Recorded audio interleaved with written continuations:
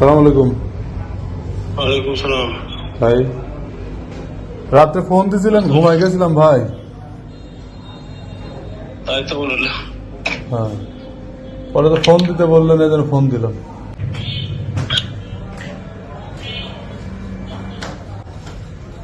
মোটামুটি আমি স্যারে কিছু একটা দেওয়ার জন্য চিন্তা ভাবনা করছিলাম। আমি স্যারের একটু প্রোটোকল দিলাম এর আগে যে স্যার হুম।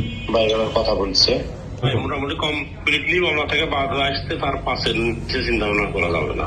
কত? কমপ্লিট একবারে পার হয়ে আসতে পাশের নিচে 5 মতো লাগবে। 5 লাখ? হ্যাঁ, ওরে এই বাবা। জন্য আপনি জানেন যে 3-4টা জায়গা এখানে আছে, আর ওইটা 1 নম্বর আসামি। হুম হুম আর এইখানে আমি এখনই আপনার ওই 500 দেওয়ার বলে ওরকম না, মোটামুটি হয়তো একের মতো এগুলো পাঠায় দিলেন। আমি স্যারের সাথে দিকটা কথা বললাম, বলে এখন স্যার কিছু দিকের একটা স্যার পরে আপনার সাথে কথা বলবো। হুম। মানে এদের আগে আবার ঝামেলা করার দরকার নাই, কেউ যাবে না, আমি মনে রাখবো, আমি ওই দিকে যাবো না। হ্যাঁ, মানে তার মানে দেখাচ্ছে আপাতত হলো 1 লক্ষ টাকার মতো আমি বলবো, আর মানে বলবো যে টোটাল। হ্যাঁ, আপনি তার সাথে কথা বলেন। মোটামুটি এখানে যদি মনে করে যে একবারে দিবে, একবারে হলে আমি একবারে প্রসেস করতে থাকবো, সেটাও করতে পারে। আমি একবারে চাচ্ছি না, এই কারণে যে যেহেতু কাজটা আমি কমপ্লিট করিনি, করলে তারপরে তা ইয়ে করা যাবে। বুঝতে পারছি। এত অ্যামাউন্টটা বেশি হয়ে যায় আমার, মানে বলতেই হচ্ছে না। একটা মামলা সে তো ভাবতে পারে যে আমি যেভাবে চলতে, আচ্ছা আমি। না না না, ভাবতেই পারে। আপনি তারা বলেন, তারপরে যেরকম সে বলে। আচ্ছা, তাহলে আমি আবার আপনাকে রাতে রাতে 12:30 1টার দিকে জানাবো। বুঝেন না, আমাদের দপ্তর তো বুঝে। আপনি তো মোটামুটি এমন হতে পারে, নাম্বার দিতে গেলে আমাকে স্পেশাল ডাকতে পারে, এই সময় স্পেশাল ডাকতে পারে, সার্কেল স্যার ডাকতে পারে, আপনার ওসি স্যার স্যার তো ডাকবেই। 4-5টা দপ্তর আছে, বুঝছেন? এটা নলেজে রাখেন। ঈদের আগে লাখখানিকের ব্যবস্থা করে দিবে, পাবো যেরকম যখন দরকার হয় বলবো আপনারে। এই আমি অফার দিলাম, আর আপনি আপনার মনে কথাবার্তা বললাম। আচ্ছা ভাই, ঠিক আছে। আসসালামু আলাইকুম, আমি মোহাম্মদ রাসেল হোসাইন। আমি আমেরিকা প্রবাসী, ওকলাহোমা স্টেটে আজ 15 বছর ধরে আছি, 16 বছরের কাছাকাছি যাচ্ছে। আমার দেশের বাড়ি হলো আপনার গুরুদাসপুর উপজেলার ধারাবাড়িশা ইউনিয়নের খাকড়াদা গ্রামের, এবং আমি 18 বছর বয়স পর্যন্ত বাংলাদেশেই অবস্থান করি। তারপরে 18 বছর পুরো হওয়ার পরে আমি আমেরিকাতে চলে আসি। এরপরে দেশে খুবই কম যাওয়া আসা হয় বা যাওয়া হয়। তো দেশে আমার বাবা 76 ইয়ার্স ওল্ড, একজন বীর মুক্তিযোদ্ধা।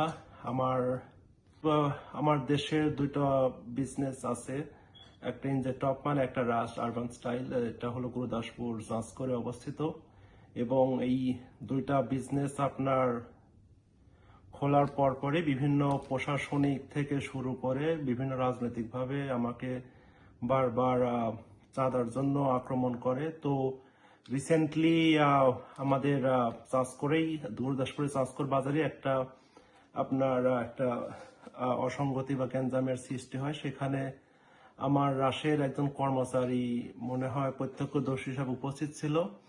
তো প্রত্যক্ষদর্শী উপস্থিত থাকার কারণে এখন আমার কাছে উদ্দেশ্য জনিতভাবে আপনার টাকা আদায় করার জন্য আমার নামটাও আপনার প্রথম আসামি হিসাবে দেয়, হুইচ আমি কখনোই এই সংগতির সাথে বা ঘটনাটা আমি জানতামই না যখন ঘটনাটি ঘটে। এখন এখানে ছিল অনেক রাত, মোটামুটি চাঁদা দাবি করার জন্যই প্রধান আসামি করে থাকে।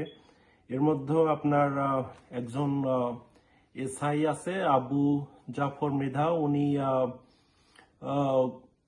উনি আমার রাশের এক কর্মচারী আছে রাব্বি, ওর নানানভাবে ফোন দিয়ে বিভিন্ন ভয় ভীতি দেখিয়ে আপনার এখন পর্যন্ত 5 লাখ টাকা চাঁদা দাবি করছে, যে 5 লাখ টাকা যদি আপনি দেন আপনার মামলা থেকে আমাকে অব্যাহতি দেওয়া হবে। তো আইনি প্রক্রিয়াতে আমাকে মামলায় আসামি করেও যে আমাকে কাঠগড়ায় বা শাস্তির কাঠগড়ায় দাঁড়াতে পারবে এমন তদন্ত করেও কিছু পাবে না।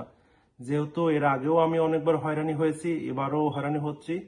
আমি আবু জাফর মেধার বা এরকম দুষ্কৃতিমূলক আপনার পুলিশ অফিসার এর বিরুদ্ধে আমি একটা বিচার দাবি করতেছি, কারণ পুলিশ হবে বন্ধু বা সহযোগিতার হাত। সেখানে আবু জাফর বারবার ধমক দিয়ে আমার কাছে এখন পর্যন্ত চাঁদা দাবি করছে। তো আমি আমাদের অফিসার মহোদয় নাটোর এসপির কাছে আমি বিনোদনে আবেদন করতেছি যে এর বিষয়ে একটা পরিহিত বা যেটা ভালো হয় সেটা করতে পারেন।